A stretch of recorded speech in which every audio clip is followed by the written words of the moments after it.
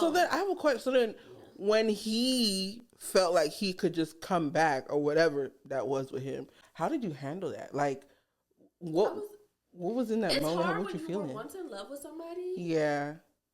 It's kind of hard to like, especially when like I was younger and stuff. You know what I mean? I knew this individual for years, so I would say it was hard to like let go. But I would say like once that friend came in and I started doing things like I don't know, my whole like mindset about life just started to change because what I would do, and I do not advise anybody at home to do this shit, is I would be like on social media posting myself dancing or drinking or something, but I was doing it for attention. And it wasn't working. Like it wasn't getting his attention. He wasn't looking. He wasn't liking. Fool. And he's like, this bitch don't do that shit.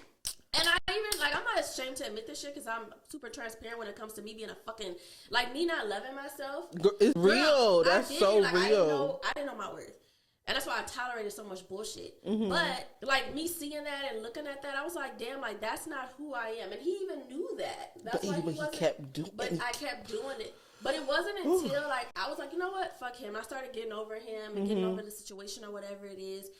And then once I started being like, you know, moving on with my life and stuff, he started to slowly come back, but I was already mentally over it. So now I'm doing things that made me feel good. Like, okay, if I want to go out and dance and you know show my ass, not literally show my ass, but show my jiggling ass, a little something. Step, jiggling a little, So if I chose to do that, it was because I wanted to do it, and not because I was doing it to get his attention. Exactly. Because I didn't want it no more. He was just, you were in the past. He's like, done, did, and done. Whoever you wanted.